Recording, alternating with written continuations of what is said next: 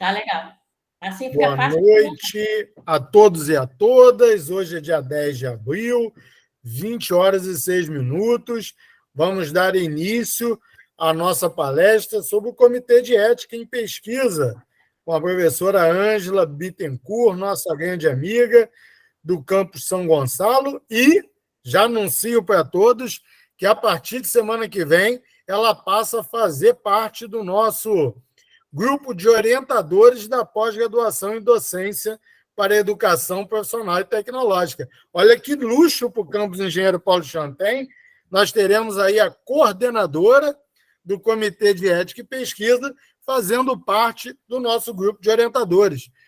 Professora Ângela, já aproveito para agradecer, em nome da nossa comunidade Engenheiro Paulo Champagne, a sua disponibilidade para mais essa palestra, com esse tema tão importante para todos nós, que é falar sobre o Comitê de Ética para os nossos alunos.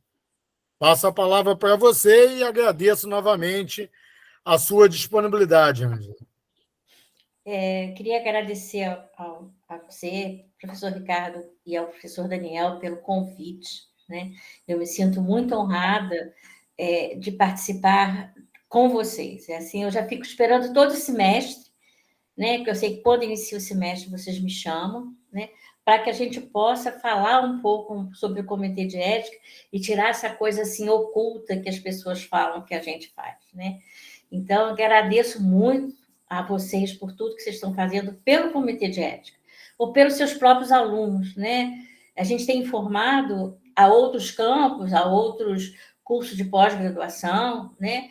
Que nós estamos disponíveis. Eu acho que toda vez que vocês solicitaram, a gente estava sempre disponível para poder orientar, para que a gente não faça o retorno de toda a documentação, porque se fica ruim para o aluno, fica muito mais difícil para nós que trabalhamos no Comitê de Ética, que tem que devolver aquele papel, temos que fazer uma documentação muito grande. Então, nesse momento, eu estou como coordenadora por mais um período de 3 anos, né, que deve já estar na CONEP, a renovação do comitê, né? Nós somos funcionários do IFRJ, atendemos os alunos do IFRJ, mas somos orientados e coordenados a CONEP. Então, nós temos que seguir as normas e diretrizes da CONEP, apesar de nós sermos do Comitê de Ética e Pesquisa do IFRJ. Tá. Daniel, pode passar.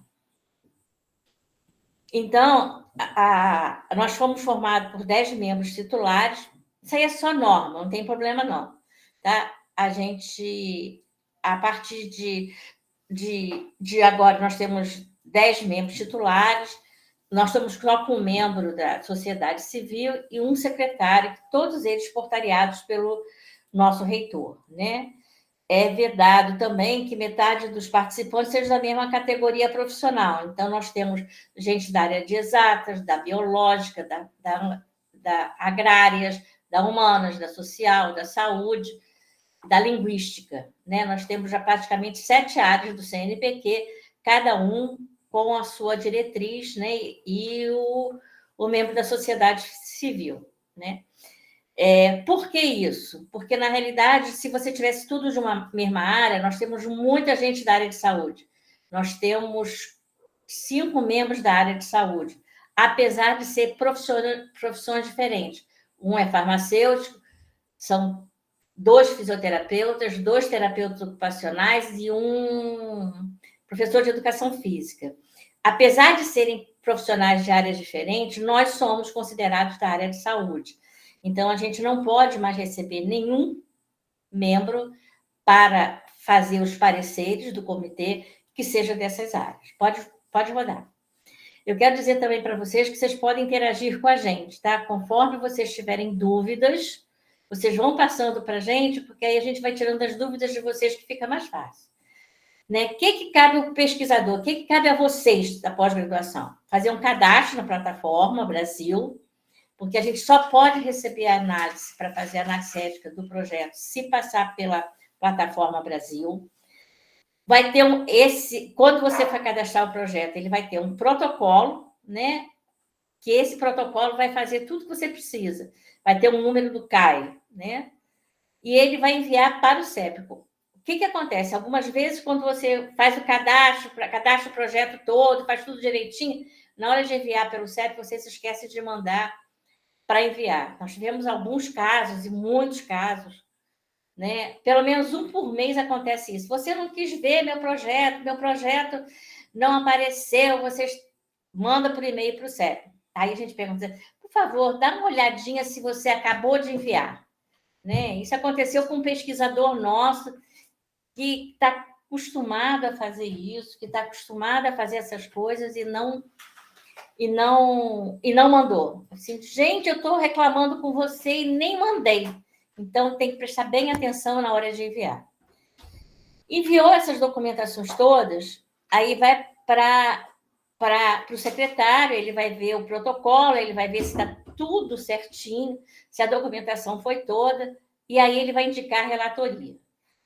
E aí, antes de ser encaminhado para o parecerista, que é a pessoa que vai ler seu projeto, vai ver se está dentro da ética, a gente não vai ver praticamente metodologia. A gente vai ver as coisas que envolvem a ética da pesquisa. Então, como é que você vai fazer para chegar à pessoa que vai participar? Isso é que é importante para a gente. Agora, se você vai fazer uma pesquisa qualitativa, quantitativa, se você vai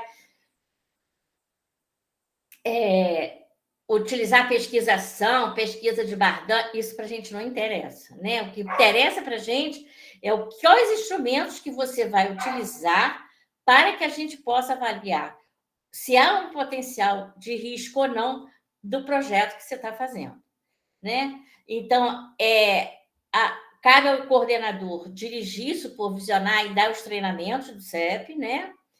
E confirmar a relatoria que o secretário deu. Às vezes o secretário dá, por exemplo, uma área de social, mas ele é mais ligado à área de humanas. Então, a gente tem que encaminhar para essa pessoa certa, né?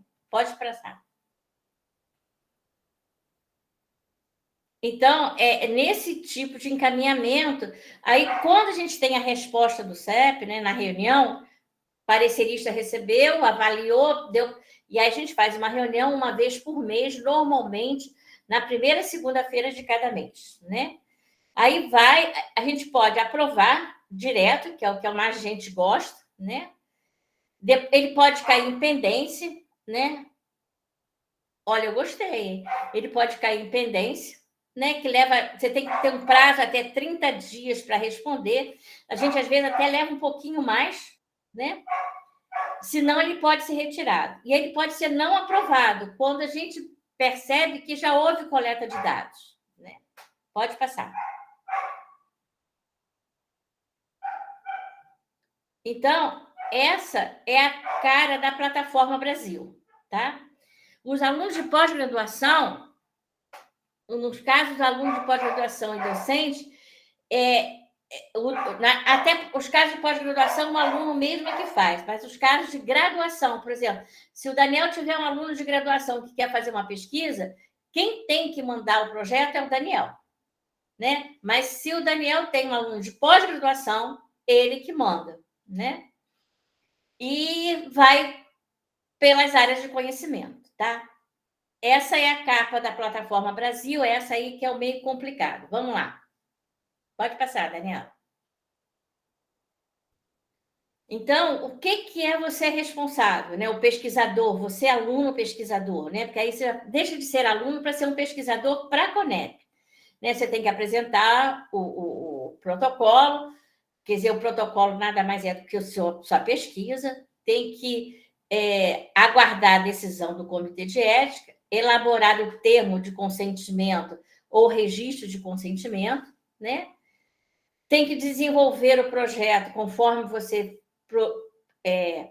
colocou, né? Pensou ou desenvolveu com o seu orientador. Tem que publicar os dados com os devidos créditos e utilizar o número do parecer e não o número do CAE, do CAE, como a gente chama, né? Por quê? Porque o número do parecer se representa se ele foi aprovado ou não, e o número do CAE, às vezes, não representa nada, tá? Só representa que você enviou, mas não representa que você foi aprovado para fazer aquela pesquisa.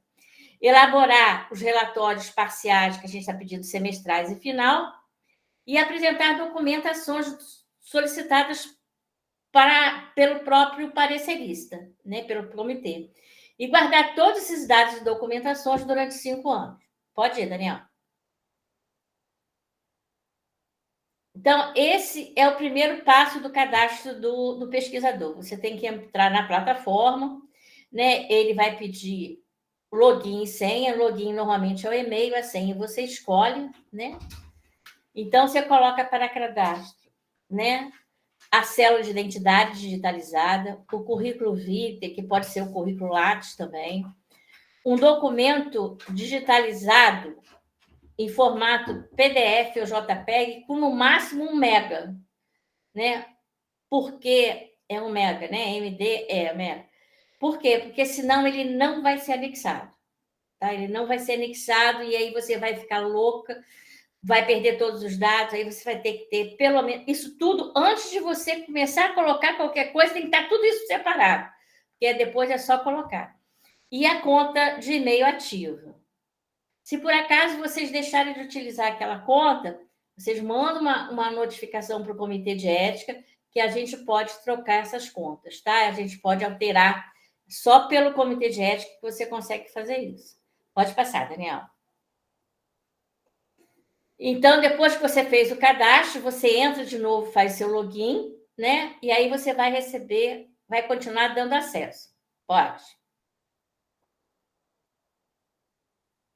E aí você vai para nova submissão, porque você está como pesquisador, você está lá vendo, você não vai mexer naquela plaquinha verdinha, porque é para alterar são os dados. Só se você alterou. Se você não alterou, continua lá. Você vai para nova submissão, você vai começar o seu processo. Vai.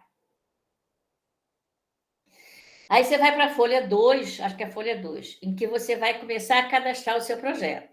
Então, primeiro você vai dizer se a pesquisa envolve seres humanos, sim ou não, e aí vocês vão começar a preencher cada item desses aí. Se assinalar sim, essa pessoa também precisa, por exemplo, olha, eu estou vendo aqui o Eliel. O Eliel vai aí cadastrar a pesquisa dele, mas quem vai preencher para ele é o Dionis. Então, ele vai autorizar o Dionis e vai colocar ali assistente, ou lá o que é. Ele vai ser responsável pelo cadastro do sistema todo. Então, ele liberou para o Dionis para fazer tudo isso para ele. E aí, o Dionis é que vai responder pelo Daniel, tá? Pode passar. Na tela 2, que é a área de estudo, vocês vão procurar sempre colocar, evitar de colocar essas 8 áreas, tá? Genética, reprodução, farmácia, equipamento de consumo, novos procedimentos, indígenas, biossegurança e pesquisa de cooperação estrangeira. É claro que se vocês forem fazer isso, vocês vão colocar, mas se vocês puderem utilizar a área de saúde, a área de sociais, é muito mais fácil para vocês. Por quê? Porque esses estudos desses 8 itens, eles vão diretamente, que acabar a nossa aprovação no IFRJ, eles vão direto para a Conep, e às vezes demora 2, 3, 4, 5, 6 meses, tá? Pode ir.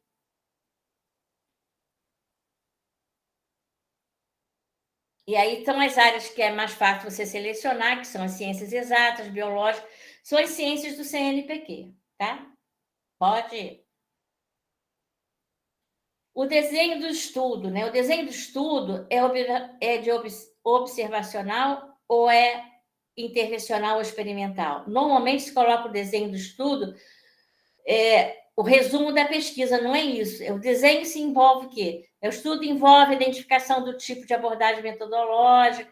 É uma coisa bem sucinta para aquilo que você quer fazer, né? E outra coisa que a gente sente falta, você pode colocar no desenho do estudo, por exemplo, a população estudada serão pessoas maiores, menores, de 18 anos.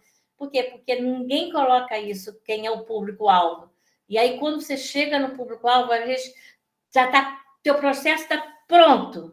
para ser liberado, como aconteceu na reunião desse mês. Estava tudo pronto, mas a pessoa não soube colocar se era adolescente ou se era maior de 18 anos. Então, caiu só a pendência para ela confirmar isso.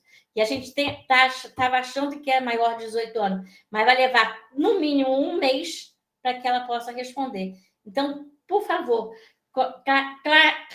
classifica bem quem é esse público-alvo seus. Menores, maiores, idosos, o que for, tá? Pode passar. Aí você vai para a página 3, que é o apoio financeiro. Hoje a gente está solicitando que vocês coloquem o IFRJ como patrocinador principal. Por quê? Se vocês são alunos do IFRJ, o IFRJ está custeando seus estudos para isso. Então, nós não estamos aceitando mais que não venha como IFRJ como patrocinador. Vocês têm o primeiro item, que acho que é aonde vai se realizar, a instituição que vai se realizar a pesquisa, e o segundo, ainda na folha de rosto, que vai colocar o patrocinador. Ah, mas eu vou entrar com recursos meus. Vai sim, vai entrar com seus recursos, mas você está sendo... O teu estudo está sendo custeado pelo IFRJ, então ele entra como patrocinador. Pode passar. Então, aí depois tem o detalhamento do seu estudo. Isso aí, normalmente, são todos os itens que vão entrar na plataforma Brasil. Então, é interessante que você já tenha tudo isso separado quando você for colocar. A plataforma tem um período de você inserir os dados. Acho que é 15 minutos, 20 minutos, não me lembro quanto é que é. Porque eu, como comitê de ética, eu tenho um prazo um pouco maior do que os seus, né? Então, sim, Cleison, eu sei como maior... Ah, obrigada! Eu não tinha entendido. Então, esses dados todos vocês vão colocar paulatinamente na plataforma. Segue.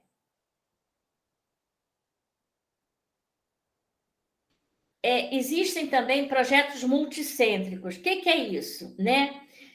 Eu vou fazer o IFRJ, por exemplo, teve um rapaz aí do semestre passado, do ano passado, que ele era do INCA, né? Mas ele ia coletar dados no INCA, mas ele estava fazendo pelo IFRJ, né? Então, o INCA ou o IFRJ entra como coparticipante.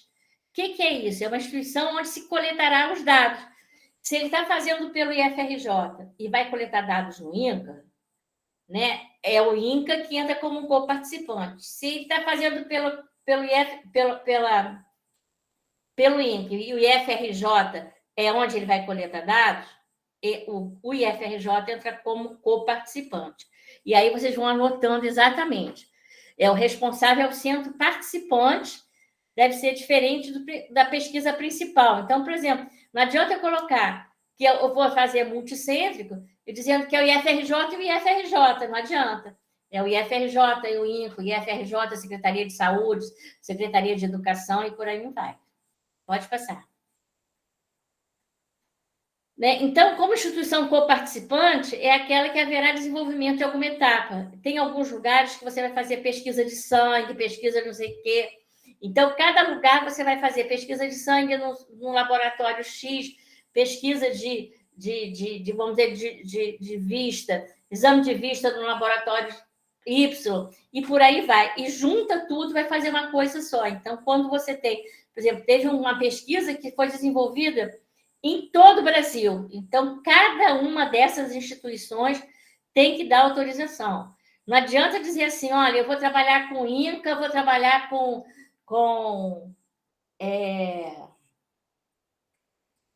Instituto do Câncer, vou trabalhar com a ANANERI. Cada uma dessas participantes que você está colocando, você tem que apresentar uma carta de anuência de cada lugar. Eu vou fazer no Rio Grande do Sul, vou fazer no Mato Grosso, vou fazer no Amazonas. Cada um desses centros tem que apresentar uma carta de anuência. Então, cada coparticipante tem que ter sua carta de anuência, que a gente vai ver daqui a pouco. Próximo. E aí tem todas inscrições. Eu vou coletar dados de uma instituição que eu não está cadastrado. Você pode cadastrar a instituição, tá? CGC, né? Alguma coisa assim, você pode cadastrar a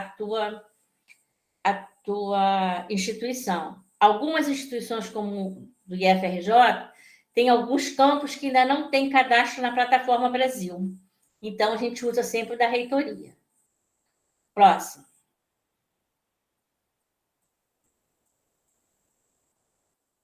Na tela 5 são as outras informações, né? Se haverá dados secundários, como uso de prontuário.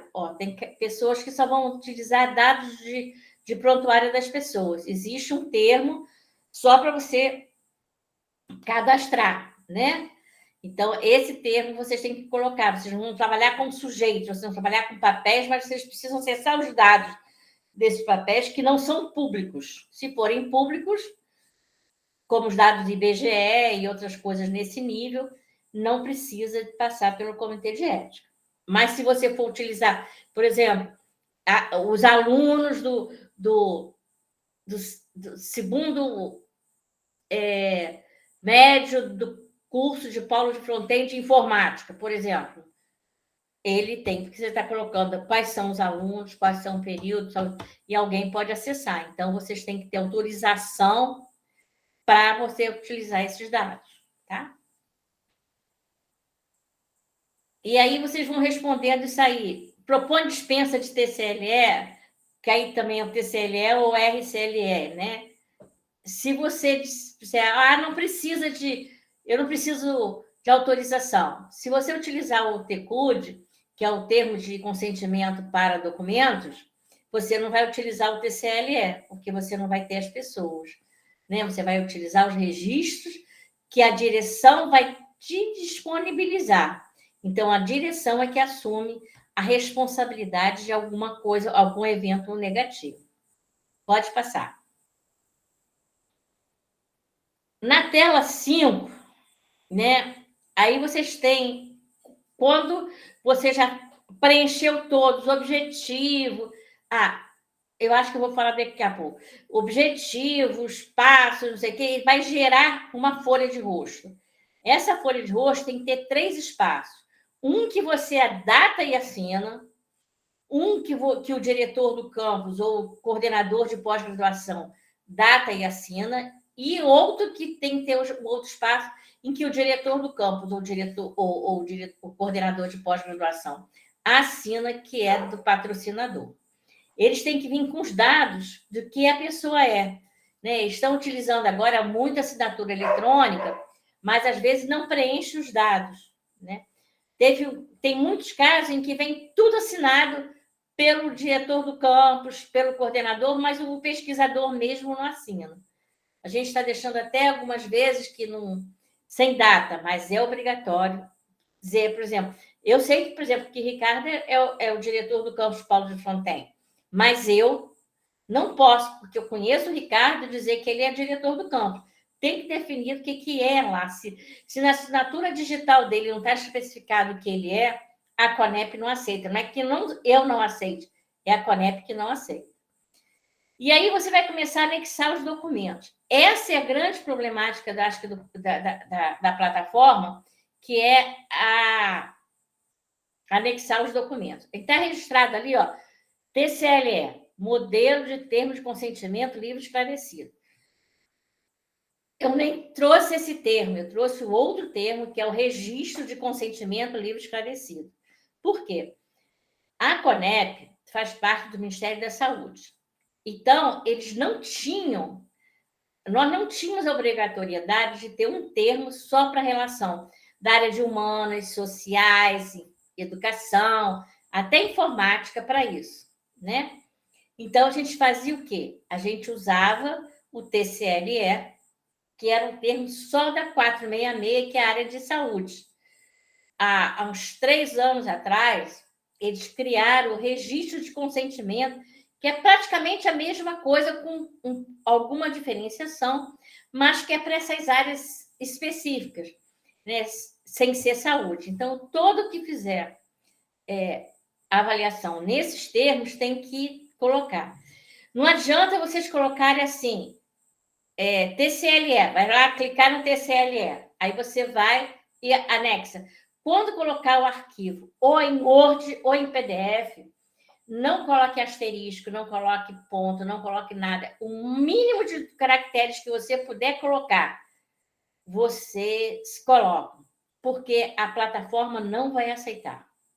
Tá? Se você colocar, por exemplo, TCLE tracinho 2003, acabou, 2023, acabou, ele não vai aceitar. Então, você coloca TCLE. Você quer diferenciar o TCLE, coloca TCLA, tudo junto. Quanto menos letras, mais fácil vai ser de anexar. Eu já levei, assim, posso dizer para vocês, uma surra muito grande para colocar tudo isso. E aí tem, assim, brochura e projeto, se não me engano. No documento tem brochura e projeto. Você pode colocar até o mesmo documento, a brochura e o projeto, tá? Porque, às vezes, ela não segue adiante se não tiver colocado pelo menos o que ela acha que é essencial.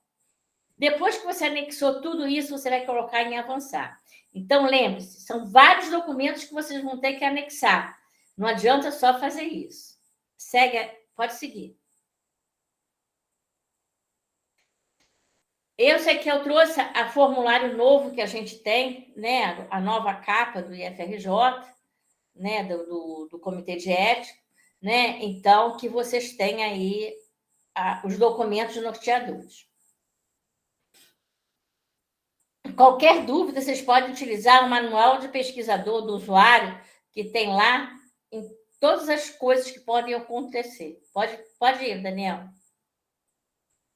Essa é a nova página da onde se encontra documentos, né? Então, você vai lá em pesquisa, tá? E ali em pesquisa tem 4 abas. Você tem como cancelar projetos, como submeter seu projeto, os documentos dos projetos e as resoluções.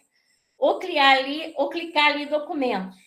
Ele vai abrir uma outra página que vai ter tudo aquilo que você precisa. Pode?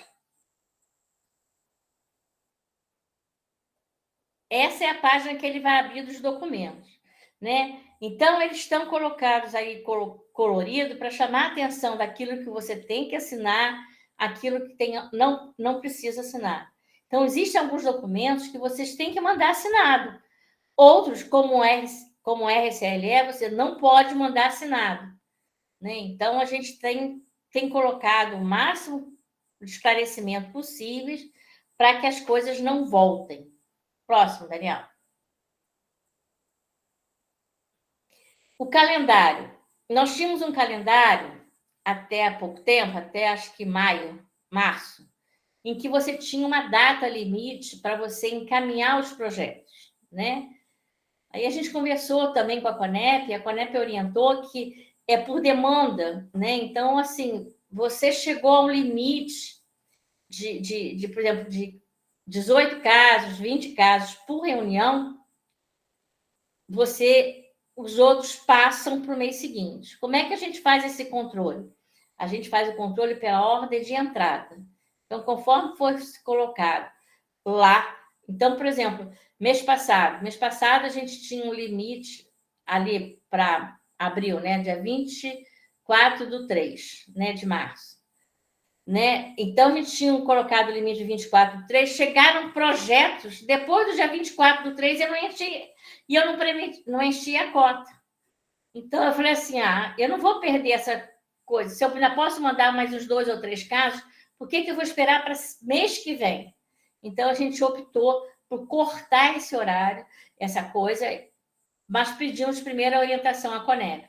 E é assim mesmo que a Conep faz. Então, a gente pega exatamente assim, encheu as vagas por ordem de entrada. A gente não faz nada que seja depois. Vamos. E aí, a folha de rosto, já estou... Aí, cada segmento daqueles, né? O diretor-geral, eu já falei isso aí. os objetivos, os orçamentos, né? Tudo tem que ter. Olha só, para a Conep não existe pesquisa que não haja gastos. Então, você tem que colocar o mínimo possível ou o que você quiser.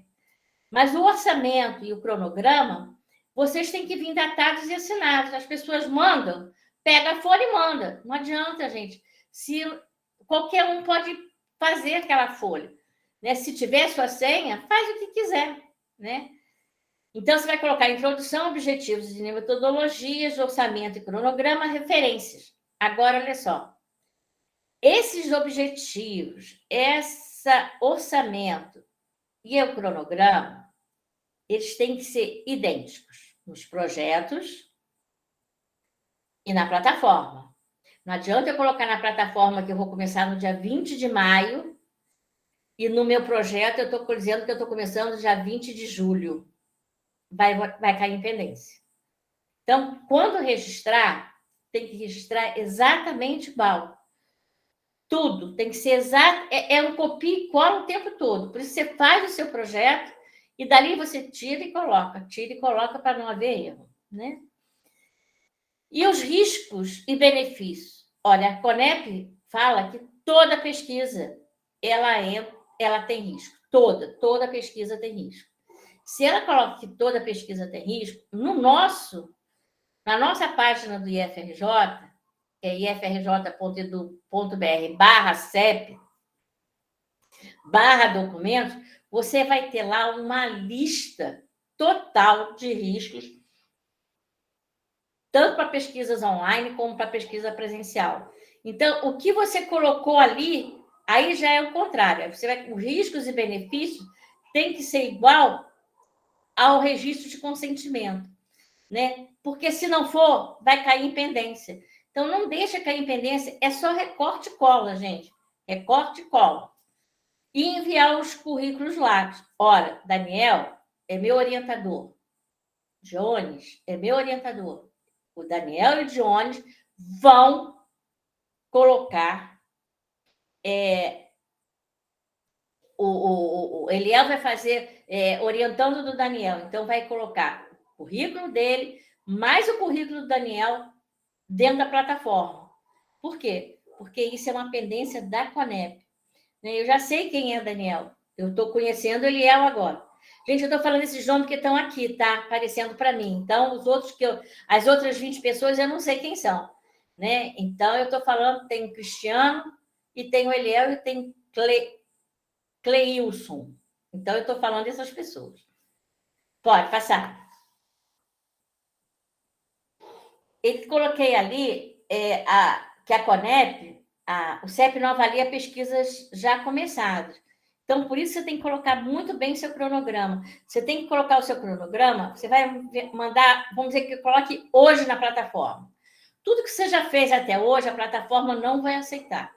Ela só aceita você colocar a partir de hoje que você está anexando. Então, a partir de hoje, que é dia 10 de abril, eu posso contar 90 dias, então vai abril, maio, junho e julho, para começar a fazer a coleta de dados, tá? Por quê? Porque pode ser que seu projeto não entre no mês de maio, pode ser que caia a pendência. Então, nessas dificuldades todas, você já tem um prazo de 90 dias para resolver. Ah, Ângela, mas eu mandei em abril e maio foi aprovado. Ótimo, já você recebeu o parecer de aprovado, você já pode coletar dados, independente do que você mandou no cronograma. Então, você pode colocar o cronograma mais para frente. Por quê? Porque se você conseguir ser aprovado pelo Comitê de Ética, a partir daquela data você já pode colocar dados. Já pode começar a coletar dados. Aqui fica todas as assinaturas, ó, datar, assinar. Tem gente que não data, tem gente que não assina, e por aí vai. A gente precisa saber quem é quem. Eu preciso saber quem é o Daniel, eu preciso saber quem é o Ricardo, né? Porque esses dados não são para mim. Esses dados ficam na plataforma do Ministério da Saúde, na plataforma da Conep do Ministério da Saúde. É claro que eu tenho acesso, porque eu tenho acesso ao Comitê de Ética, mas a partir do momento que eu não vou ter acesso mais, esses dados vão ficar lá de vocês para sempre, até ser retirado do projeto. Pode passar. Esse é o termo de compromisso e responsabilidade, né? É um termo de compromisso de orientação. Ora, o Eliel vai ser orientado pelo Daniel. Então, o Daniel vai... O Eliel preenche todos os dados e o Daniel assina e data, tá? Então, só o aluno de pós-graduação que não pode assinar, né? Mas o resto, todo mundo pode. Passa. Eu estou trazendo esses termos, que todos esses termos têm que ir junto com aquilo ali, tá? Então, todos esses documentos, eles, junto com o projeto, você vai ter que encaminhar todos esses documentos. Todos os exemplos desse documento estão na página do IFRJ. Voltando, ifrj.edu.br/acep/documentos. Você vai encontrar todos eles. Só peço uma coisa.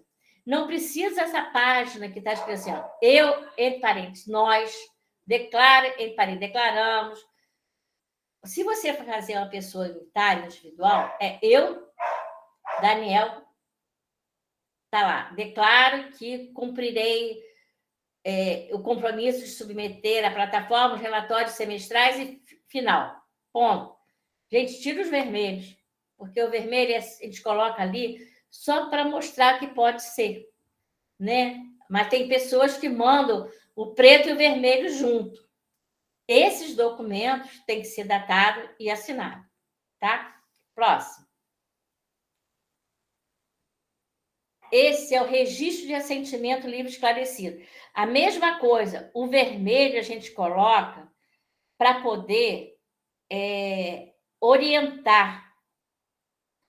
Olha aqui, a observação não deve ser salva e sim retirada. Está lá, observação.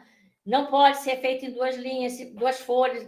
Tudo que está escrito em vermelho é para vocês tirarem e colocarem em preto o que vocês pedem, né? Então, o registro de assentimento livre esclarecido, o RALI, ele é para menores de 18 anos ou legalmente capazes. Eu tenho 17 anos e 11 meses. É considerado menor. E tem que ter assinatura do pai. Tá? Eles precisam assinar, exceto a criança menor de 7 anos. Quer dizer, de 7 anos a 17 anos e 11 meses, quem assina é o responsável. Acima disso é outro documento. Tá? Então, você tem tudo isso, gente, na página do IFRJ. Tá? Então, todas as documentações, olha, todas as anotações em vermelho devem ser eliminadas após preenchidas. Está errado em português, vou consertar. Agora é que eu vi. Não pode assinar e nem datar. Por que eu não posso assinar e datar, Ângela? Esse é um documento que eu estou mandando para vocês. Porque pode configurar para a Conep que vocês já começaram a coletar dados. E se vocês assinarem e datarem, eu vou ficar na dúvida se vocês já começaram a coletar dados ou não, e eu retiro o seu projeto. E aí você não vai poder mais aplicar esse projeto em outro lugar. Então, você não pode assinar, nem pode datar, conforme a orientação da Conep. Próximo. Aí eu tenho registros de consentimento livre e esclarecido, que são para os maiores de 18 anos. Ora, as normas são as mesmas que eu falei do RALI, né? Tem que tirar aquela parte que está em vermelho, né? Nós já estamos agora mudando algumas coisas, porque a gente agora está no 6º andar. Então, tudo que está de vermelho você tira, mas você vai preencher. Lembre-se, os riscos que estão aqui no registro de consentimento, no RALI, ou no registro de consentimento livre esclarecido do responsável, que deve ser o próximo, eles têm que ser idênticos ao que você colocar na plataforma Brasil. Se não for, ele vai voltar. E aí você vai perder tempo sempre sem necessidade. Próximo. O que eu falei, a mesma coisa, só que é do responsável. Ora, eu vou atender uma turma de ensino médio em que eu tenho maior de 18 anos, tem 18 anos e tem 16 anos, 17 anos. Então, eu tenho que ter o RALI, eu tenho que ter o RCLE do responsável e tem que ter o RCLE do maior de 18 anos. Então, eu tenho que ter 3 documentos. Então, quando eu mandar esses documentos, eu tenho que mandar cada documento separadamente. Se for uma coisa só, vocês colocarem todos eles juntos, a gente vai ter que devolver, porque cada um entra num campo. Também não pode vir assinado, não pode vir datado, e que for de vermelho tem que ser retirado. Pode passar.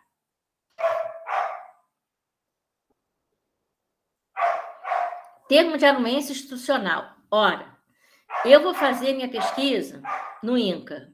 Eu tenho que ter o termo de anuência do INCA, que é um termo de anuência que tem que vir para papel timbrado do local, né?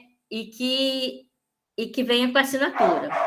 Ele tem que vir assinado e datado pelo representante legal da instituição. Eu vou fazer coleta de dados num colégio lá em Paulo de Fronten, né?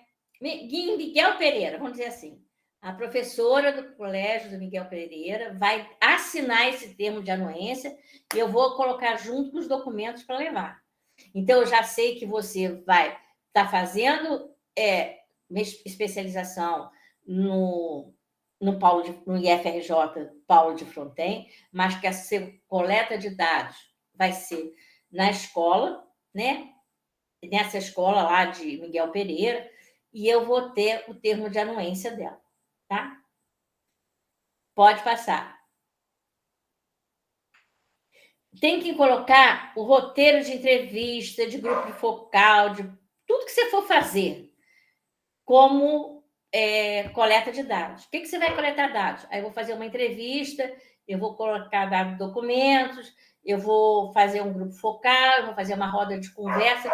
Tudo isso você tem que colocar o roteiro, né? Se for um questionário, tem que apresentar o questionário.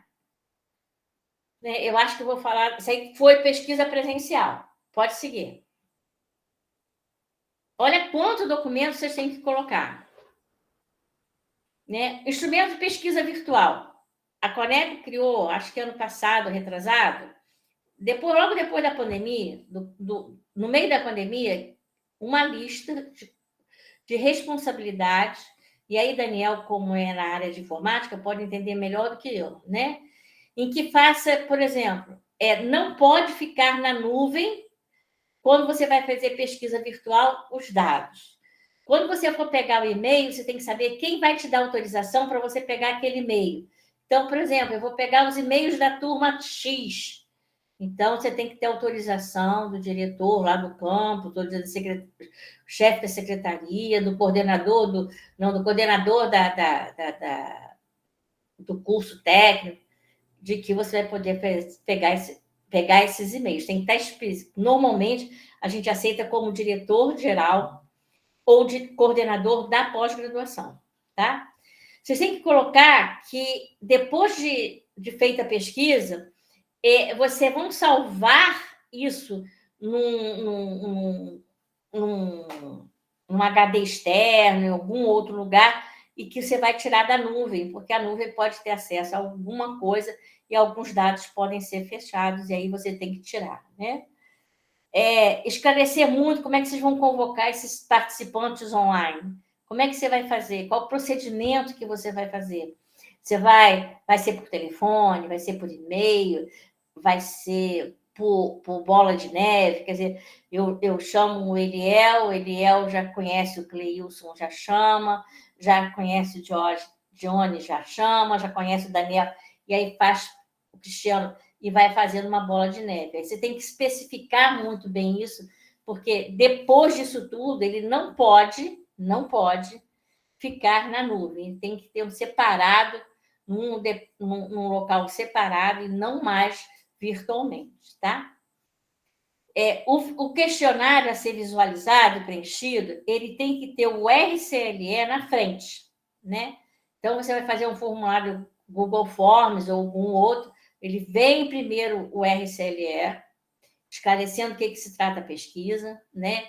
Ele vem todo o RCLE, o que for fazer, depois que vem o questionário. Ele só vai poder acessar o questionário para responder se ele aceitar aquele e-mail. né? E também, assim, testar a facilidade de acesso e visualização em cada meio. Então, não adianta, por exemplo, eu utilizar um software específico, uma coisa mais bonita, mais funcional, mas que as pessoas não têm acesso àquilo, não sabem preencher. Então, quando você fizer isso, você tem que colocar, será feito questionário por meio do Google Forms ou entrevista através do Google Meet, utilizando o software da instituição. Aí você tem que esclarecer todos esses passos, tá? Próximo.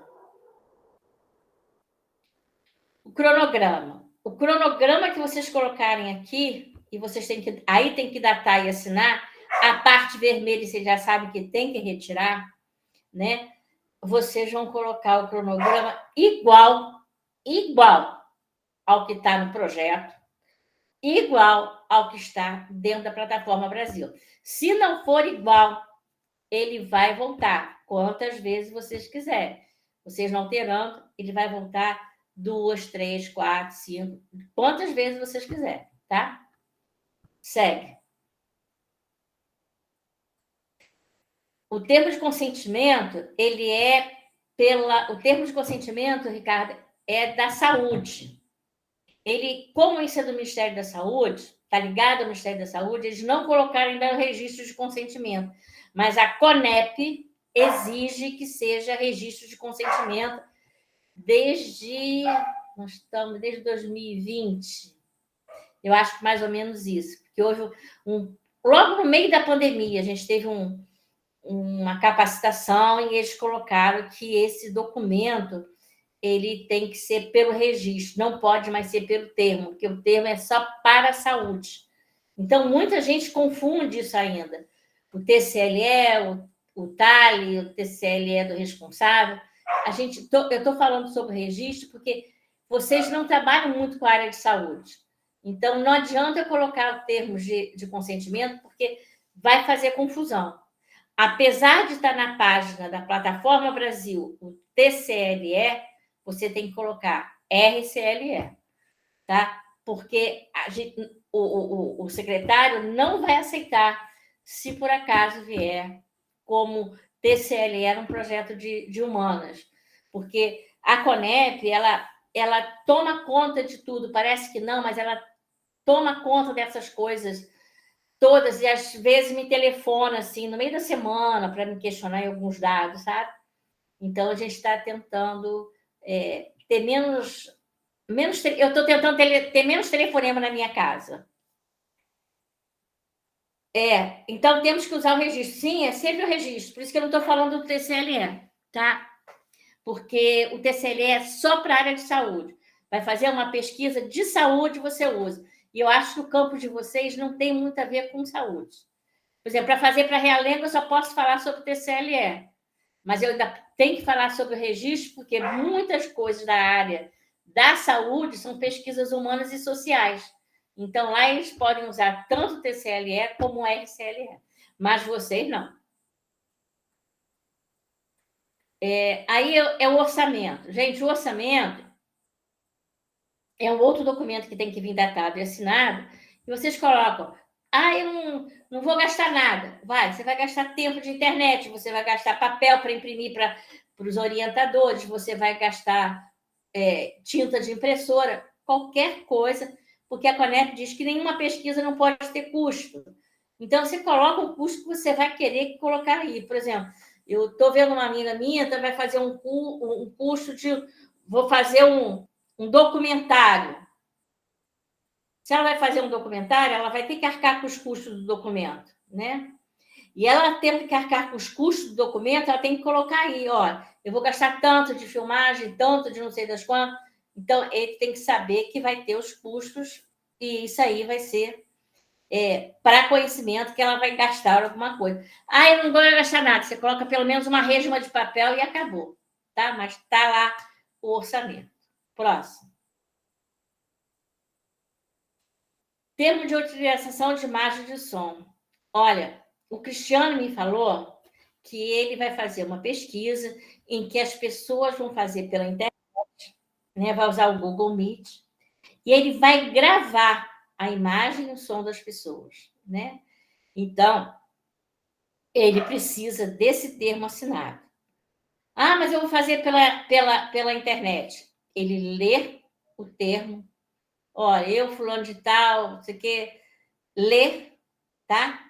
E ele autoriza. Eu autorizo ao Cristiano a fazer o vídeo, a gravar minha imagem, som e voz, que pode ser reproduzida em eventos acadêmicos, não sei o quê, não sei o quê, não sei o quê. Ele tem que ler tudo que está ali. E aí, se o Cleilson achar que está de acordo, ele fala assim, aprovo. Gravou, está lá gravado, não precisa assinar o papel. Ele pode fazer pela própria voz e gravar. São situações. Mas se você for lá no lugar que ele faz, você vai gravar ele no local, vai gravar as pessoas, por exemplo, vai fazer uma roda de conversa e que está todo mundo sentado, você vai gravar a roda de conversa, você tem que ter autorização de cada uma daquelas pessoas ali na roda de conversa assinar esse papel de autorização de imagem e de voz. Por quê? Porque se fez, está pronto.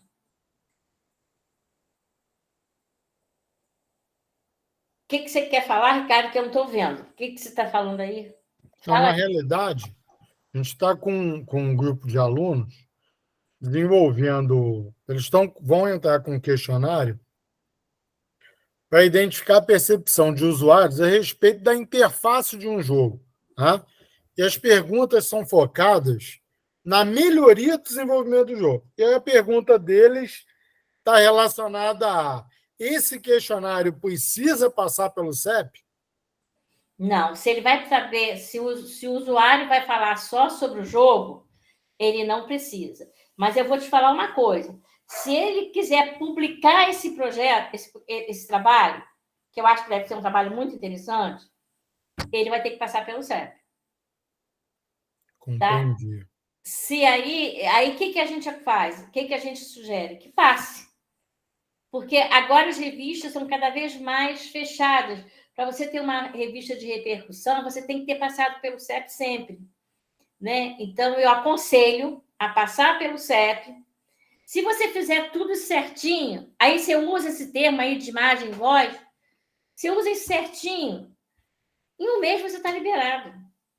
Agora, Ângela, Fala. só para contribuir, né, ou para esse mesmo jogo, né, qual é o encaminhamento? Né? Porque eles querem fazer, eles vão colocar um questionário inicial para essa percepção. Então, os usuários vão dizer, você precisa melhorar isso, isso, isso, isso, isso. Tá bom? Abstraiu, né? Pivotamos, mudamos o jogo. Agora, o jogo está pronto, certo? Uhum. Numa segunda fase, a gente vai medir o interesse da criança, né, do professor, em relação a esse jogo. O meu entendimento que é nessa fase que eu chamo de pré-teste, a gente não passaria, e nessa fase de aplicação do jogo, onde a gente vai buscar a percepção do jogo, se o jogo foi atrativo, se a criança, o que a criança entendeu daquele jogo, aí sim, nessa segunda fase a gente passaria pelo CEP. Ou, efetivamente, as duas fases precisam passar. Eu acho que as duas fases seria melhor, Ricardo, tá? E você pode fazer assim, ó, fazer uma fase é como se fosse dividido em duas etapas, o mesmo projeto. A primeira etapa vai fazer pesquisa de interesse, a segunda etapa é pesquisa das emoções frente ao jogo, vamos dizer assim. E você pode colocar tudo uma coisa só e passar uma vez só. Tá? Ou então você pode passar o primeiro, e no segundo momento do jogo você entra com uma emenda. E você vai trocar, às vezes, até o nome, mas você só vai acrescentar o que você vai fazer de novo. Ponto. Essa emenda normalmente leva 15 dias para sair. Tá ótimo, obrigado, Ângela. Mas eu estou aqui para isso mesmo. Entendeu? Eu acho que fica mais fácil para você, porque às vezes, algumas distorções, né? Vamos lá, próximo. Você sabe disso, né, Ricardo? Ok. Bem, a gente falou sobre a imagem e som, qual é a outra? Autorização da imagem do responsável. Sim, se for menor, por exemplo, Ricardo vai trabalhar com crianças. Então, se for para uma escola, por exemplo, uma escola pública, né? E o diretor da escola assinar essa documentação, ele está salvaguardado pela escola. Mas se ele não for, ele tem que pegar a autorização de cada responsável dessa criança, tá? Então, a criança pode assinar, esse adolescente pode assinar, mas o pai tem que assinar, ou o responsável tem que assinar também. E essa documentação vocês têm que guardar, pelo menos por 5 anos. Tá? Esses dados não têm que vir assinados, nem datados, mas só preenchidos os dados ali, ó. Nome do pesquisador, telefone, e-mail, tá? Esses dados têm que vir preenchidos, para saber quem é que vai fazer a pesquisa, quem é que é responsável pela pesquisa. Só não pode datar e assinar, tá? Próximo. Gente, esse termo de garantia a gente coloca, mas não é para ser anexado, não. Você só vai trabalhar com esse termo em casos de usuários de drogas,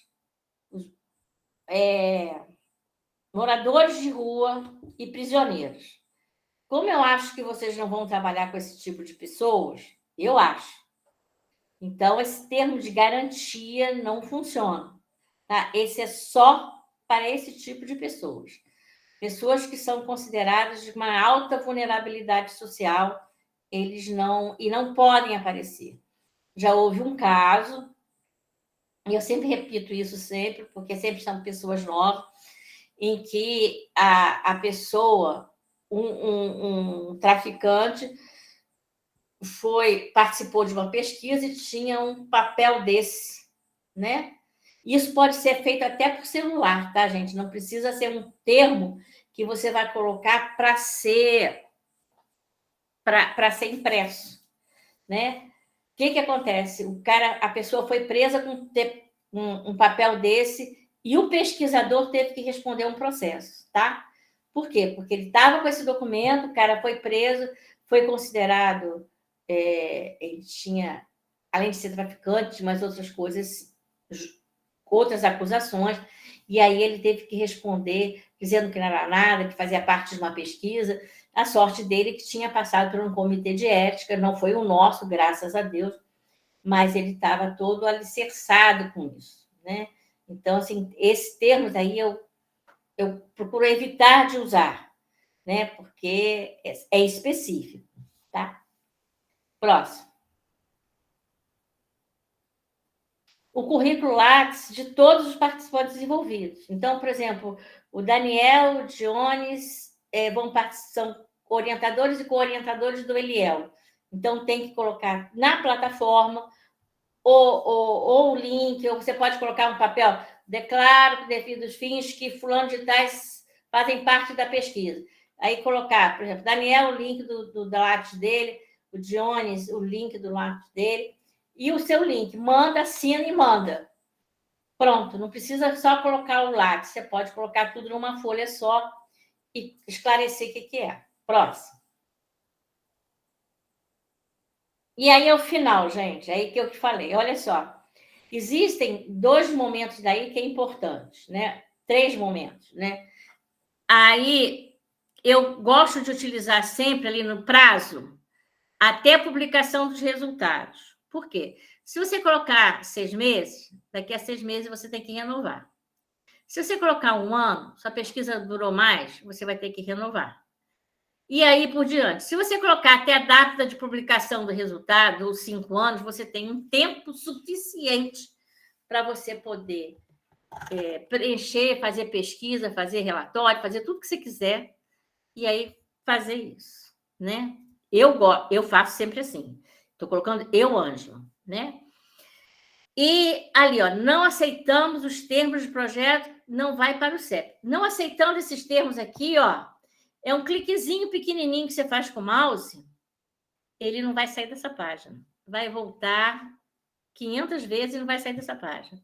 E clicar em enviar o projeto ao CEP. Lembra que eu falei para vocês que um pesquisador nosso, renomado, sabe, assim, top do IFRJ, me questionando por que eu não queria aceitar o projeto dele. Aí perguntei, por gentileza, dá uma olhada na última página se você enviou.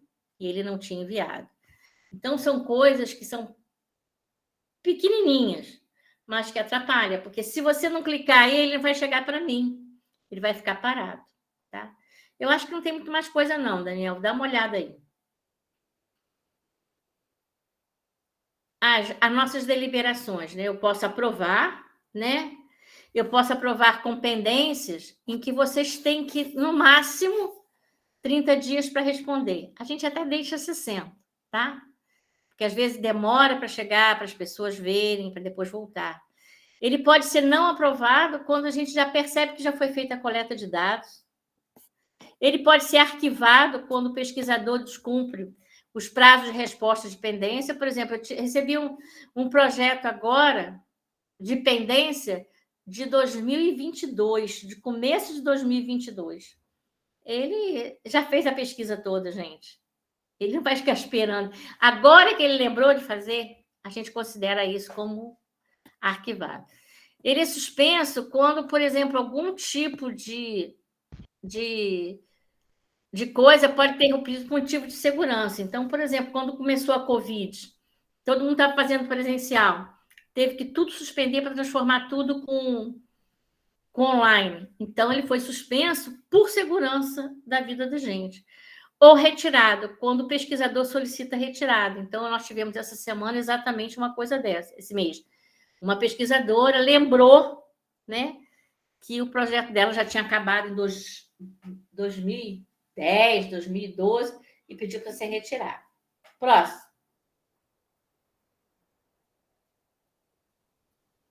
Aí eu posso acompanhar meus pareceres? Pode. Você vai lá, né? Exatamente naquela lupa ou no lapisinho, e você acompanha todo por onde ele está andando. Você está pendente, se o relator fez a pesquisa, se o relator não fez, se está na reunião, tudo você consegue ver pela acessão da plataforma e pegando isso aí mesmo. E lá embaixo tem um sinal com uma seta para cima.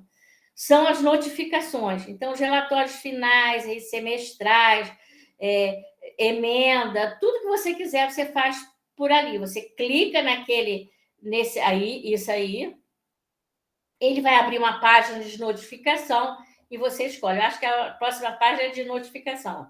Dá uma olhada. Aí, ó. Aí vem a notificação, tá vendo? A notificação do que tem aí, né?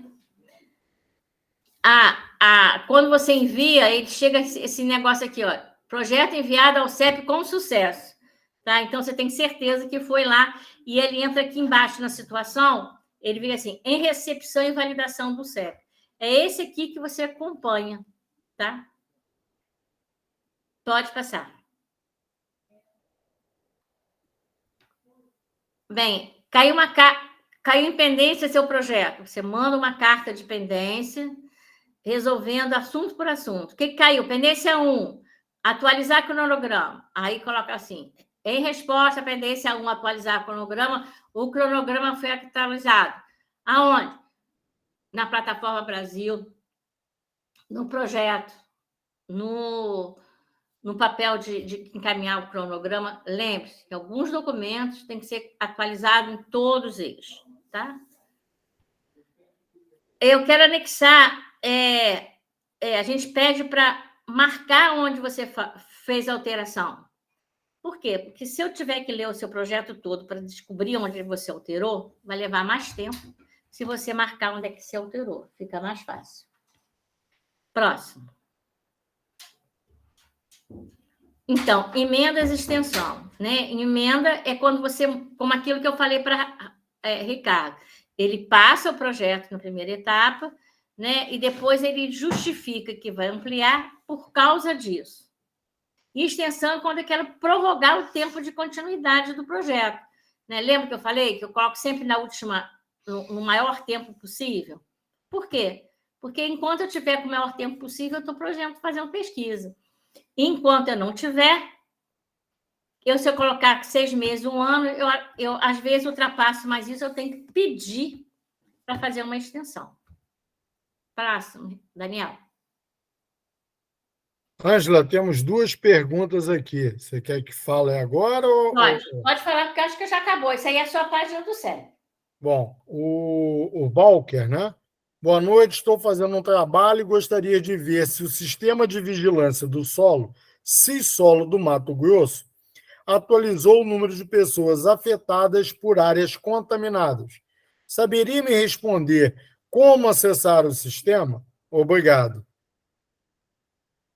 Eu não entendi, Ricardo. Ele quer acessar o sistema de qual? De Mato Grosso? Do Ministério da Saúde. Eu não sei trabalhar com isso, não, Ricardo. Não. Daniel é que é mais específico de trabalhar com isso aí, Daniel. Isso aí eu jogo a bola para você, tá? Porque eu não sei em termos de pesquisa de pessoas moradoras, é isso? Walker, você quer abrir a câmera e fazer a pergunta? Walker, quer falar, Walker?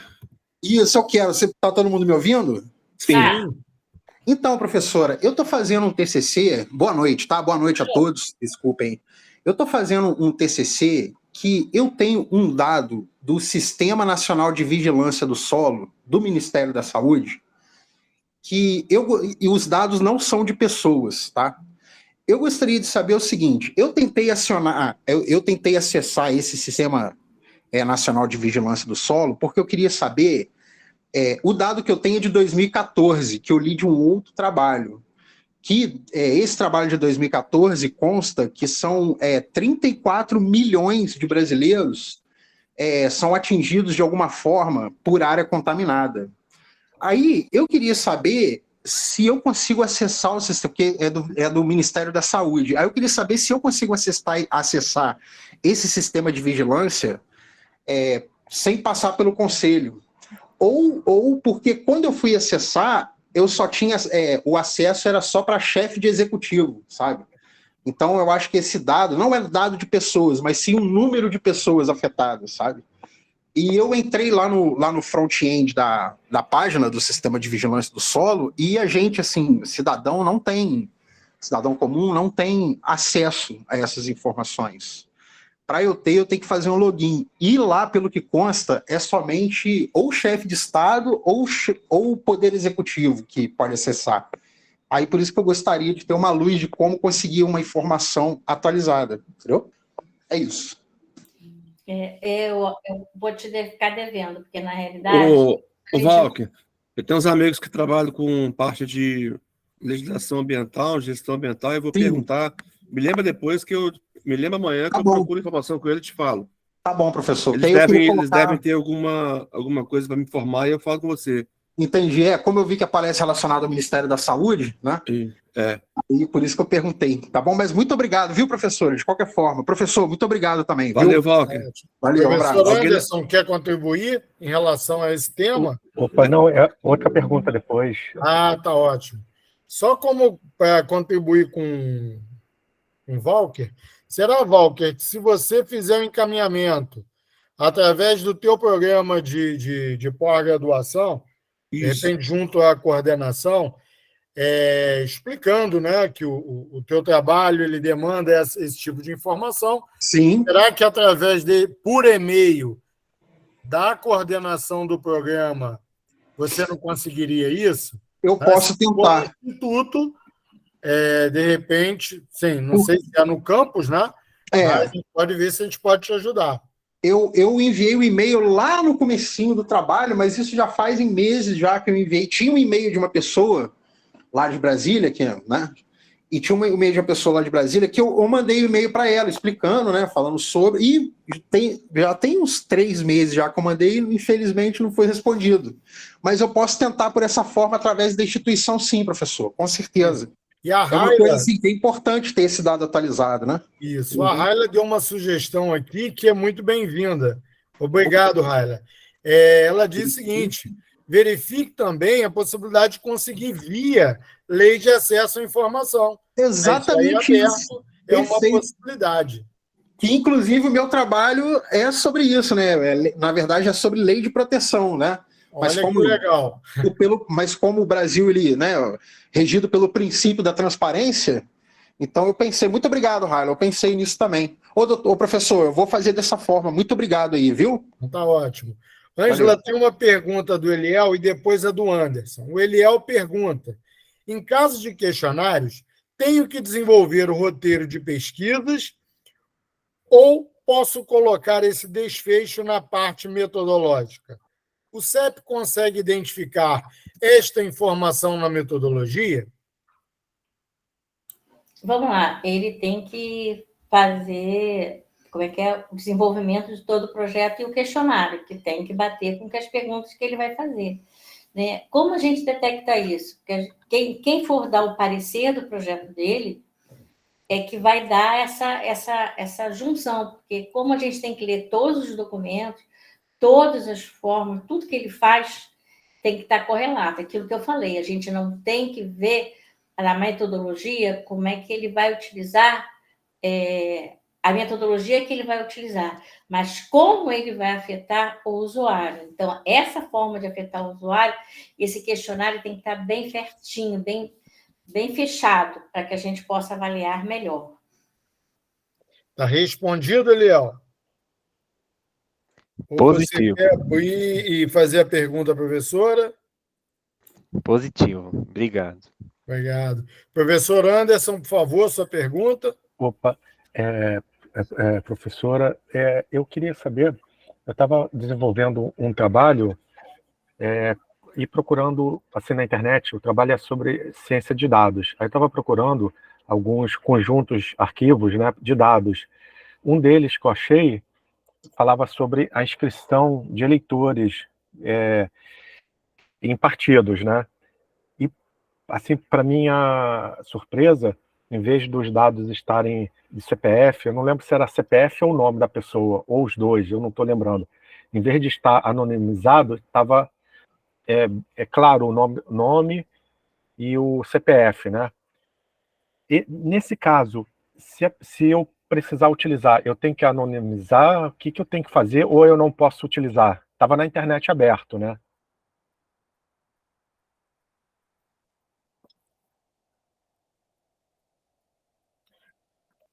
Anderson, não sei se é professor. Olha só, Anderson, teoricamente, você teria que passar pelo comitê de ética, tá? Entendi. Mas como é um dado aberto, você pode alegar que estava disponível em tal site, em tal lugar. Mas, para a tua segurança, eu passaria pelo comitê de ética. Por quê? Porque, na realidade, se a indenização vier em cima de você, você não vai gostar disso, entendeu? E aí ela é repartida, porque várias pessoas vão olhar, várias pessoas vão dar um parecer. Quer dizer, quando a gente se reúne, são 10 pessoas a olhar o seu projeto, 12 pessoas a olhar o seu projeto. Então, quando às vezes cai para um, cai para o outro, entendeu? E aí, quando a gente dá um parecer, fica um parecer bem fechadinho e a gente preserva a identidade do outro, tá? Mas se está disponível na internet, é um direito seu de pegar. Mas às vezes as pessoas, sabe? Já deu alguns entraves em relação a isso. Entendi.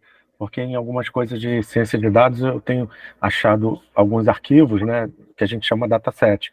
E eu até acho estranho algumas coisas assim que não são anonimizadas, ficam abertas com nome, identificação, eu até acho estranho, né?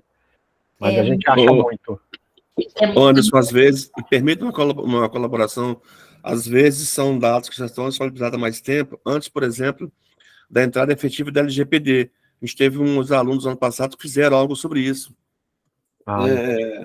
Verificaram publicações no Diário Oficial da União de algumas instituições de ensino do Sudeste, especificamente Minas, São Paulo e Espírito Santo, e verificaram essa questão de dados sensíveis sendo disponibilizados.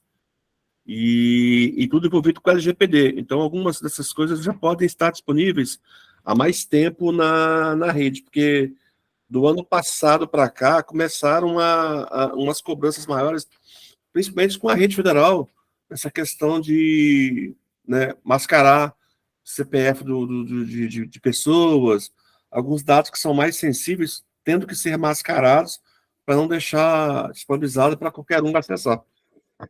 Entendi, não, perfeito. Basicamente era essa a dúvida. Obrigado. O Dejão levantou a mão. Se não tiver ninguém, sou eu, antes de mim. É o Jones, achei que era o Jones. Mais uma vez, boa noite a todos. Queria agradecer imensamente a professora. Nossa, didática fala e necessária, não só para os nossos alunos das duas pós do nosso campus, mas também para nós, professores e orientadores. Deixe-me me apresentar, né? Eu sou Dionis, professora. Eu sou pedagogo do campus, engenheiro Paulo de Fronten. Estou como professor e também orientador da pós em docência.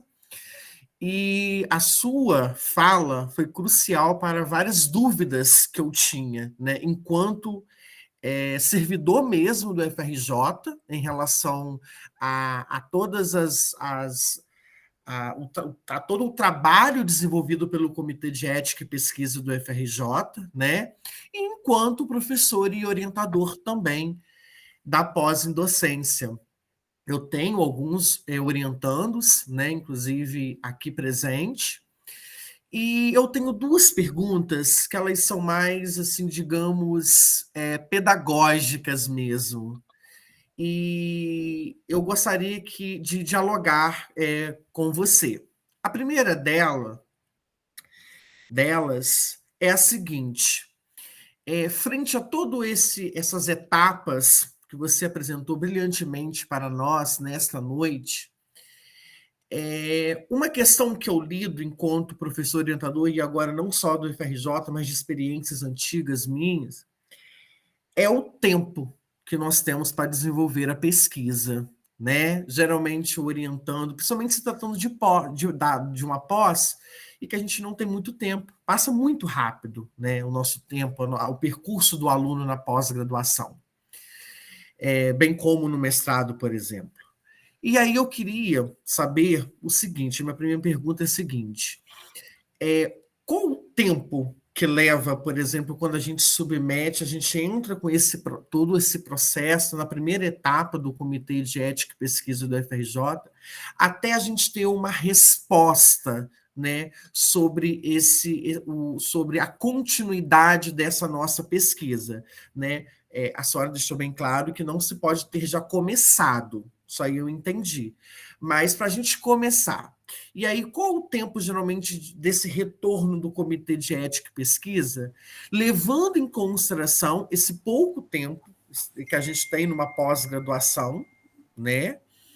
E a necessidade de já iniciar, né, a pesquisa em si frente à proposta do orientador. E a segunda pergunta... Vamos uma de cada vez? Sim. Tá, ok. Então, vamos lá. Em relação ao tempo, eu acho que o prazo mínimo seria de, no máximo, 45 dias. Depende do tempo que você envia, o tempo que vai ter a reunião, e se for tudo certinho, Diógenes, tudo certinho, eles podem sair até em 30 dias, tá?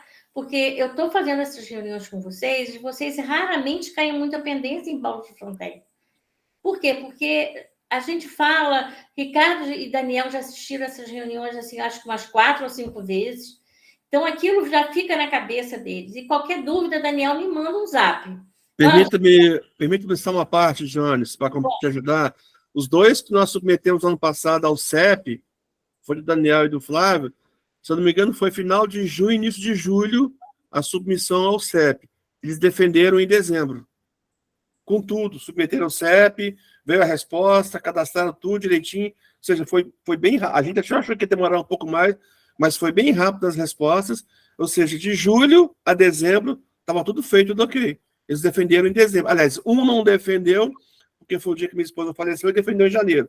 Mas a defesa deu de julho a dezembro, 6 meses, todo o processo entre o CEP, analisar tudo e ele fazer a pesquisa, coletar os dados, elaborar a parte do trabalho e terminar tudo em 6 meses. Foi bem rápido. Jones, o caso não é muito sério. O caso é, às vezes, o pesquisador. Lembra que eu te falei? Esquece de enviar o projeto ao CEP, aí fica cobrando. Esquece de responder ao CEP.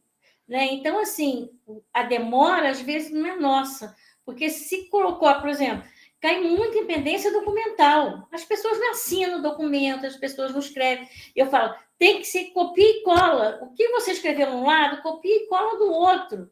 Não inventa nada, é só copiar e colar. As pessoas inventam, aí dizem assim, não há risco, aí pega no TCLE, coloca um monte de risco no RCLE. E aí o que acontece? Quando ele escreve no RCLE um monte de risco, que a gente vai ver na plataforma não tem risco, cai em pendência. Se você mandar tudo certinho, copiar e colar, em todos os espaços, você não vai ter o tempo que leva para as pessoas. Por exemplo, você caiu em pendência documental, você te manda de volta para você. Aí você, quando você vai voltar, você não vai voltar no primeiro da fila, você vai voltar no último da fila. E aí todo mundo que está na sua fila antes, porque isso a gente não pode mudar, eles vão ser atendidos antes. E aí você pode não cair naquela mesma reunião que você poderia ter encaminhado para a reunião do mês seguinte. E é um prazo de 30 dias entre uma reunião e outra, sempre, normalmente, a primeira segunda-feira de cada mês. Hoje, a gente acabou com aquele prazo de você tem que mandar até tal data. Por quê? Porque, como aconteceu mês passado, nós podíamos ter colocado mais gente, mas a gente também estava assim, olha, de repente, mês passado, eu estava com 60 projetos na plataforma. Eu não consegui fazer 15 casos. Né? Por quê? Porque todo mundo vem com documentação errada. E aí, os outros 40, os outros 30, 40, vão entrar para a reunião de hoje, vamos dizer assim, porque fica em pendência da pendência. E aí fica atrasando o seu projeto. O comitê de ética não vai atrapalhar o seu trabalho, entendeu? O comitê de ética ele vem para ajudar o pesquisador e o orientador. Mas esse orientador e esse pesquisador tem que estar falando junto. Daniel fala comigo sempre. Sempre que ele pode, ele fala comigo. Ângela, olha só, eu tenho um processo assim, o que eu posso fazer? Porque eu não sou a Ângela, eu estou ali naquele momento como uma orientadora do comitê de ética para facilitar ao pesquisador esse processo seja menos moroso. Porque fica moroso para você, mas fica para a gente também. Né? A segunda, respondi?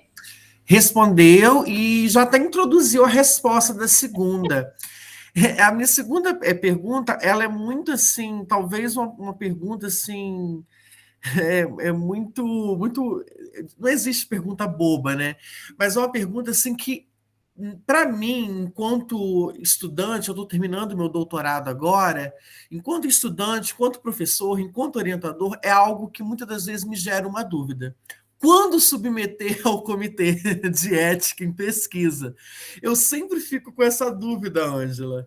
Olha só, no começo, você pensou, já tem o projeto pronto, já tem delineado objetivo, questionário, você manda, não precisa fazer qualificação nem nada disso, você manda, porque ele pode sofrer emendas, quantas você quiser. E por que eu pergunto isso? Porque pode ser que esse trabalho não precise passar pelo comitê de ética em pesquisa. E aí vocês dão esse retorno. Sim, se a gente achar que não precisa, a gente passa. Ok. Mas, assim, a gente só vai avaliar projetos, Jones, se, por acaso, envolver seres humanos.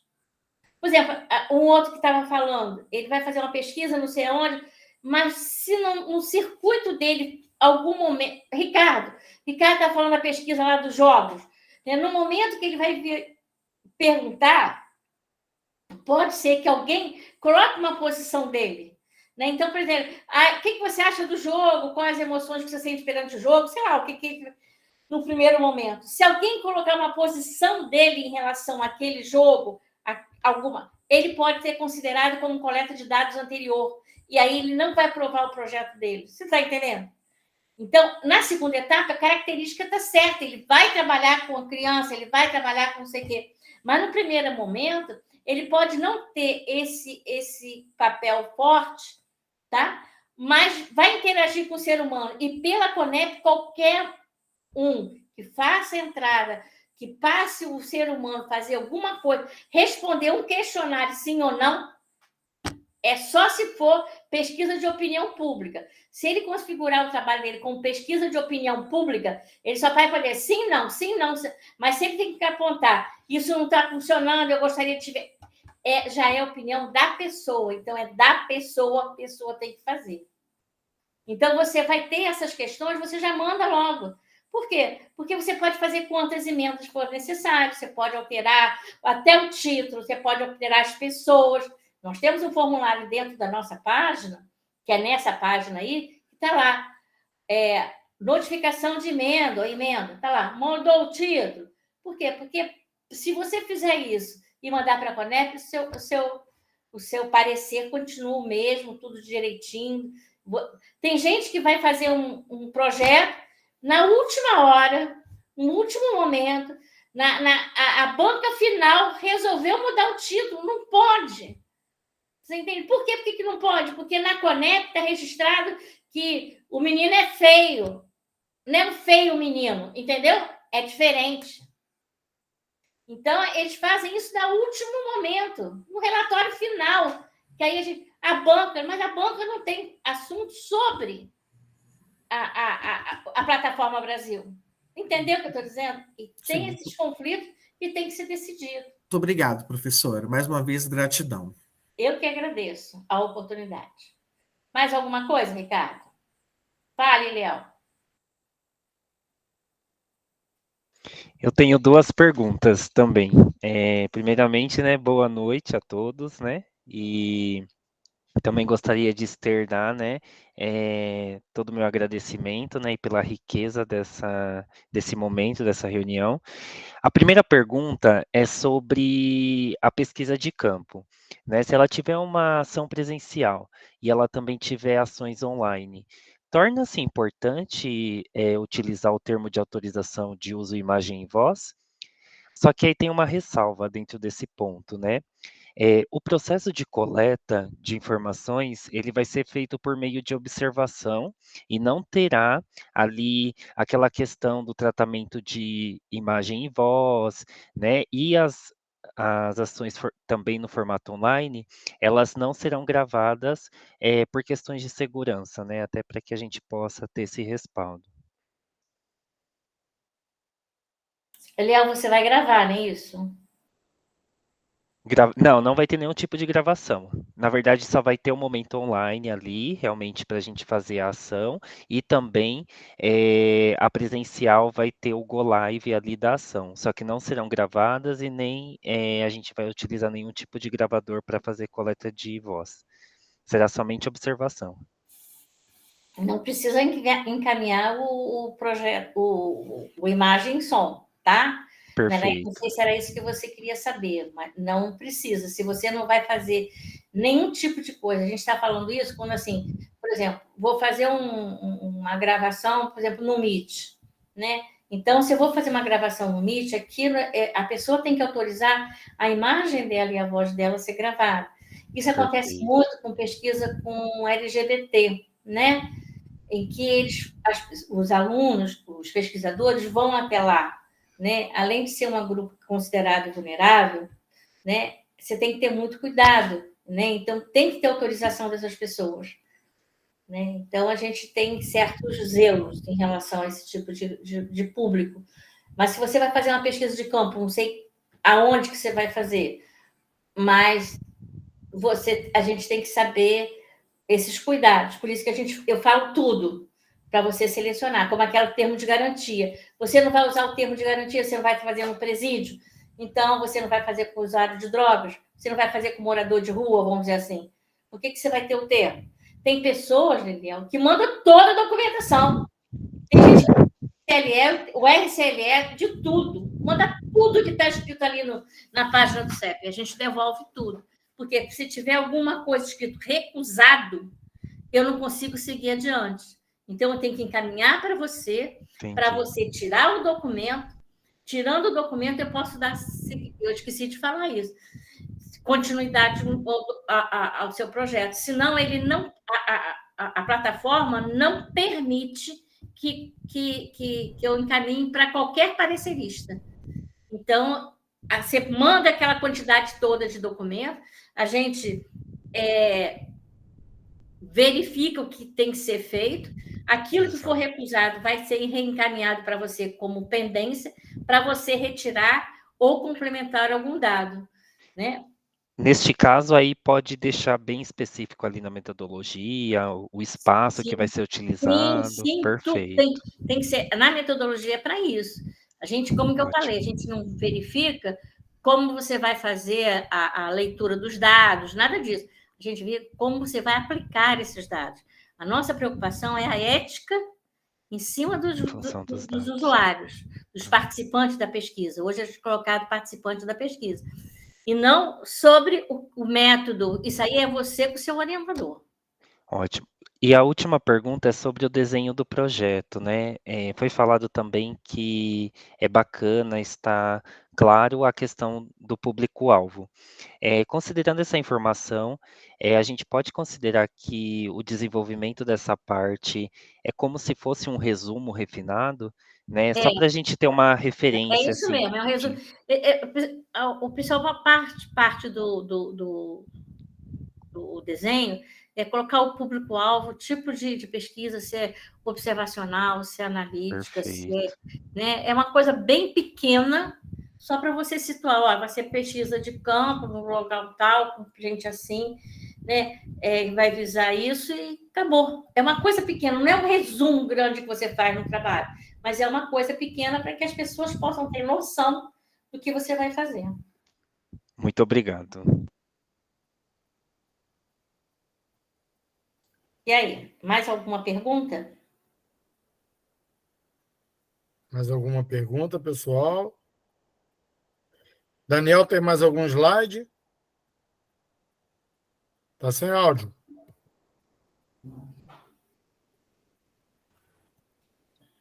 Parece que ainda tem mais 3 aqui, ó. Tem este, depois tem esse aqui, que é o relatório semestral, né, final, tem que entregar. Eu falei da emenda, né? Da notificação isso. Que eu falei lá na frente.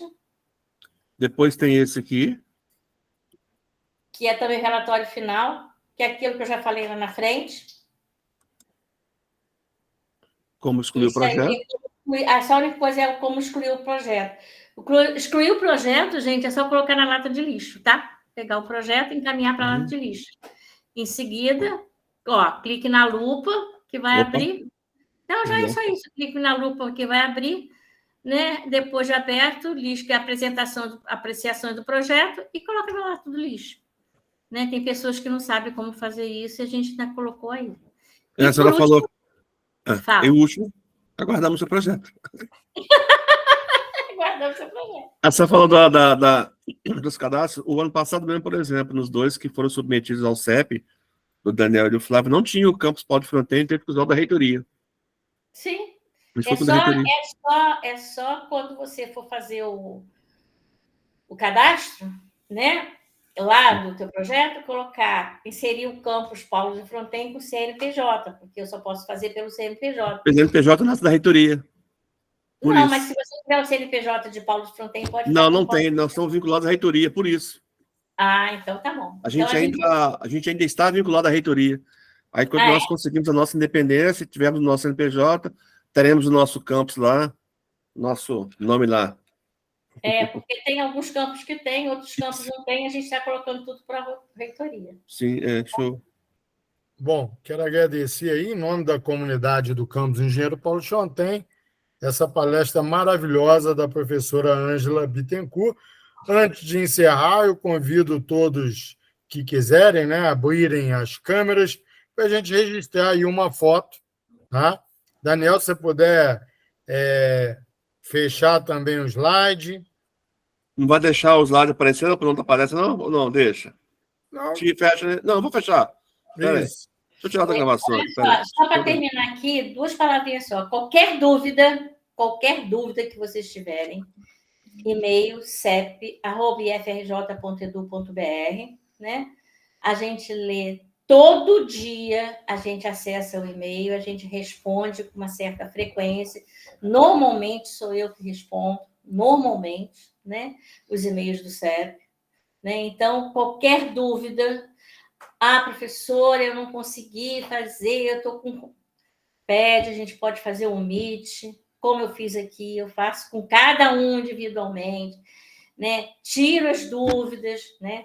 A gente tem uma agenda, é claro que não vai ser para amanhã, né? Eu tenho dias que eu tenho disponibilizado para fazer, como faço hoje. Eu estava preocupada se fosse amanhã, esqueci que amanhã eu dava aula de noite, então eu estava preocupada, assim, gente, se eu marquei na terça-feira, mas graças a Deus é segunda-feira. Aí, o ano passado, o que o Flávio precisou e que o Daniel precisou, a Ângela prontamente nos ajudou e, assim, as coisas ficaram bem rápido mesmo. Foi muito bacana mesmo, que para mim foi a primeira experiência submetendo ao Conselho de Ética e Pesquisa os 2 trabalhos, que eu já pedi logo que, como era pesquisa, vamos submeter ao Conselho de Ética, que não tem problema. Mas depois, se vocês querem publicar, está lá salvo. E eles agora querem publicar o trabalho. Viu, Daniel? Assim, é chato, sabe? Mas se mandar logo no começo, você tem um tempo maior, né? E você pode fazer, de repente, passou na qualificação, resolveu mudar alguma coisa, acrescentar alguma coisa. Quando eu estava falando para Ricardo, faz a emenda.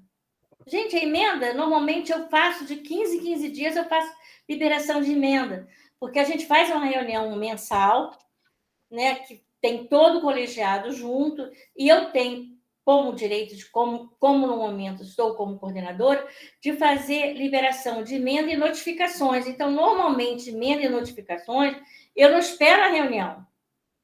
Eu já libero antes. Então, às vezes, você mandou, às vezes, na mesma semana, às vezes está liberado. Depende do tempo que você for mandar. Entendeu? Mas, normalmente, na primeira e na terceira semana, eu faço esse tipo de trabalho, né? Eu queria aproveitar nesse momento, agradecer a todos, agradecer a Ricardo pelo companheirismo, pelas coisas assim, não tem igual, né? Assim, essa parceria que a gente fez, né? E a Daniel, que já se tornou assim, um amigo, né? A gente já trabalhou junto, assim, e a gente vai chegar Mulheres 1000 aí, Ricardo. Vamos. Me aguarde. Você sabe que eu sou terrível, né? Vamos tirar a foto, pessoal? Vamos tirar. Dá um print aqui. Peraí.